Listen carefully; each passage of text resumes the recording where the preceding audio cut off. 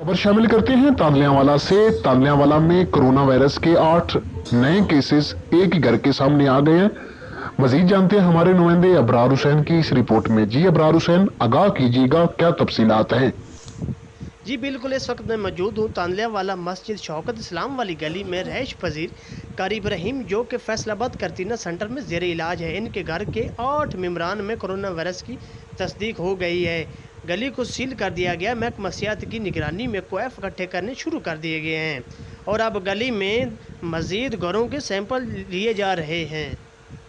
सरबराह थे काजी इब्राहिम साहब, उनका जो टेस्ट पॉजिटिव आया चुगताई लैब से, उनके बाद इनकी फैमिली के महकमा हेल्थ की तरफ से टेस्ट लिए गए, जिनमें जन्नत बीबी है, ज़िक्रिया साहब हैं, कौसर ज़िक्रिया है, हाफज यहिया साहब हैं, हाफज रुकैया बीबी है, तलहा ज़िक्रिया, हसना बीबी और मोहम्मद सलीम साहब हैं। ये गली नंबर 1 है, इकबाल कॉलोनी, तहसील तांदलियावाला के। इनके टेस्ट सैंपल लिए गए थे जो कि वो भी पॉजिटिव आए हैं और अभी थोड़ी देर के बाद इनको शिफ्ट फैसलाबाद में कर दिया जाएगा और इनकी तमाम